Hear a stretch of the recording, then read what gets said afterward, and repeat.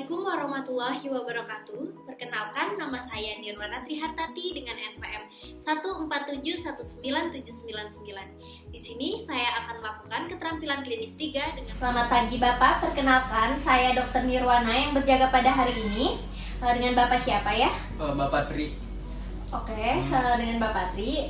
Baik Bapak, di sini saya akan menjelaskan tindakan dan prosedur yang nanti akan kita lakukan ya. Kita akan melakukan inspeksi, palpasi, dan movement. Movementnya saya akan melihat bagian tubuh Bapak, mulai dari bahu, siku, pergelangan tangan dan tangan, terus pinggang, lutut, serta kaki ya Pak. Pemeriksaan ini tidak sakit, namun sedikit tidak nyaman. Apakah Bapak bersedia? Nanti ditemenin nggak, kan perempuan gak enak dong. Ditemenin Bapak iya. dari pihak Bapak juga boleh. Siap, boleh, nggak apa-apa. Oke, baik. Bersedia ya Pak? Sedia. Yang pertama, kita akan melakukan inspeksi untuk melihat apakah adanya perubahan warna kulit, pembengkakan, deformitas, atrofi otot, serta posisi normal atau abnormal. Selanjutnya kita lakukan palpasi pada acromioclavicularis, sternoclavicularis, glenohumeral. Kita raba nih, ada tidak benjolan, terus ada nyeri tekan tidak, terus ada tumor atau tidak. Nah, di sini pada pengecekan palpasi tidak ditemukan kelainan apapun dan semuanya normal. Selanjutnya kita lakukan gerakan fleksi 90 derajat, kita turunkan, lalu fleksi 180 derajat, dan kemudian kita turunkan kembali, dan kita akan melakukan gerakan ekstensi ke belakang. Lalu kita akan lakukan gerakan abduksi serta aduksi. Kemudian kita akan lakukan inspeksi artikulatio cubiti dengan melihat adanya deformitas atau tidak, adanya pembengkakan atau tidak, serta adanya perubahan warna kulit atau tidak. Kemudian kita palpasi pada daerah epikondylus untuk menemukan adanya nyeri tekan, pembengkakan, atau penebalan. Selanjutnya kita cari juga nervus ulnaris dan kita raba di sebelah posterior antara epikondylus medialis dengan processus olecranon. Dan gerakan movement fleksi, ekstensi, supinasi, serta pronasi. Lalu kita lakukan inspeksi pada artikulatio radiocarpe dan manus, kita lihat adanya pembengkakan, atrofi otot, dan deformitas atau tidak. Selanjutnya kita palpasi tulang-tulang dan seladi antara tulang mulai dari ujung jari hingga ke pergelangan tangan. Dan kita juga palpasi pada daerah anatomical snuff box untuk mengetahui adanya nyeri tekan atau tidak pada area anatomical snuff box ini. Dan gerakan movement pada pergelangan tangan dengan cara fleksi, ekstensi, deviasi radial, dan deviasi ulnar. Pada jari-jari gerakan fleksi, ekstensi, abduksi, aduksi, dan kita lakukan pemeriksaan tes sensasi pada jari-jari. Otot jari telunjuk untuk mengetahui fungsi nervus medianus, otot jari kelingking untuk mengetahui fungsi nervus ulnaris, dan ruang jaringan dorsal ibu jari dan jari telunjuk untuk mengetahui fungsi nervus radialis. Kita inspeksi vertebrae posterior mulai dari kolumna vertebralis yang tegak, kesejajaran di antara kedua bahu, krista iliaka, dan lipatan gluteus. Selanjutnya dari sisi samping atau lateral kita lihat konkavitas cervical, konveksitas thorakal, dan konkavitas lumbal. Di sini tidak ada kelainan pada sisi lateral dan semuanya normal.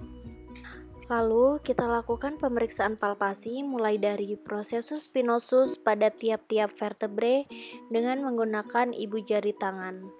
Dan di sini kita lihat apakah ada step off pada bagian vertebrae dan rasa nyeri.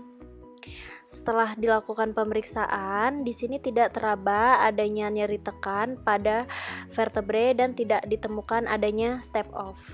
Movement vertebrae pasien fleksi, kita lihat konkavitas lumbal harus dalam keadaan mendatar. Lalu pemeriksaan ekstensi, kita perhatikan ada deformitas atau nyeri saat digerakkan atau tidak. Lalu kita lakukan gerakan lekukan lateral kanan dan kiri dan kita tanya ada nyeri atau tidak saat digerakkan. Lalu kita inspeksi pada artikulatio coxae, kita perhatikan apakah ada deformitas, pembengkakan, atau atrofi otot. Di sini tidak ditemukan adanya deformitas, pembengkakan, dan atrofi otot. Selanjutnya, kita palpasi artikulatio coxae, yaitu dengan cara kita palpasi pada ligamentum inguinal dari lateral ke medial berurutan sesuai nervus, arteri, vena, empty space, dan limfonodi. Lalu kita lakukan movement coxae, yaitu dengan cara fleksi, pasien dalam keadaan terlentang, terus kita tekuk lututnya dengan bantuan tangan hingga ke arah abdomen.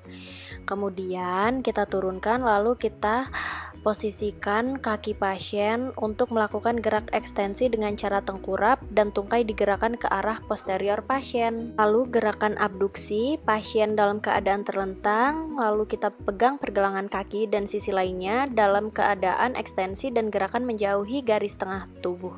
Selanjutnya kita lakukan aduksi, itu mendekati garis tengah tubuh. Kemudian kita lakukan rotasi eksternal, kemudian melakukan rotasi internal.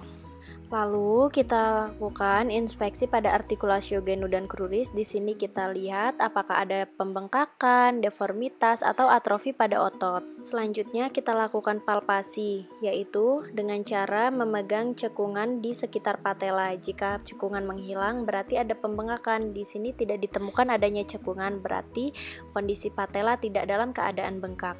Lalu kita nilai ligamentum cruciatum anterior, yaitu dengan cara tengkupkan kedua tangan di sekitar artikulatio genu dan menarik os tibia ke arah depan. Di sini tidak bunyi klik. Lalu kita nilai juga ligamentum cruciatum posterior, yaitu dengan cara mendorongnya ke arah posterior. Setelah itu kita nilai meniskus medialis dan lateralisnya menggunakan tes McMurray, yaitu kita posisikan pasien terlentang, pegang tumitnya, dan kita fleksikan artikulatio genunya. Lalu kita tengkupkan tangan pemeriksa pada artikulatio genu pasien dengan jari-jari tangan dan ibu jari berada di sepanjang sisi, medial, dan lateral garis sendi. Dan pada tumit kita lakukan rotasi internal dan eksternal pada tungkai bawah. Kemudian kita dorong kembali pada sisi lateral untuk memberikan stres valgus di sisi medial sendi. Pada saat yang sama lakukan rotasi eksternal tungkai dan dengan perlahan ekstensikan tungkai tersebut. Berdasarkan penilaian, di sini semua hasilnya adalah normal. Kita lakukan movement artikulatio genu, yaitu dengan cara fleksi, lalu ekstensi, kemudian rotasi internal genu dan rotasi eksternal genu. Di sini juga hasilnya adalah normal, tidak terjadi kelainan. Lalu kita inspeksi pada artikulatio talotibialis dan pedis, kita lihat ada deformitas, pembengkakan, atau atrofi otot atau tidak. Lalu kemudian kita palpasi sepanjang tendon Achilles, palpasi os calcaneus dan fascias plantaris, serta artikulatio metatarsofalangeal. Di sini tidak teraba adanya tumor dan pembengkakan serta perubahan suhu dan semuanya normal. Di sini juga tidak teraba adanya nyeri tekan. Kemudian setelah itu kita lakukan gerakan artikulatio talotibialis dan pedis, yaitu kita lakukan fleksi, ekstensi, inversi, dan eversi. Lalu setelah itu kita lakukan inspeksi pada tendon Achilles. Di sini tidak adanya deformitas dan perubahan suhu. Saat dipalpasi pun di sini posisinya normal, tidak abnormal. Setelah itu tidak ada perubahan suhu dan tidak teraba adanya nyeri tekan. Lalu kita ukur panjang tungkai mulai dari titik proksimal yang berada di sias hingga titik distal pada malleolus medialis. Di sini menunjukkan panjang tungkai pasien 89 cm. Selanjutnya kita ukur sisi sebelahnya, yaitu hasilnya sama 89 cm. Setelah itu kita lakukan inspeksi kepala dan leher. Kita lihat tidak ada deformitas dan juga tidak ada perubahan warna kulit. Di sini bentuk kepalanya pun simetris. Lalu gerakan kepala dan leher yaitu fleksi lateral kanan dan kiri serta rotasi menengok kanan dan kiri. Selanjutnya fleksi dan ekstensi. Dan yang terakhir rotasi internal serta rotasi eksternal.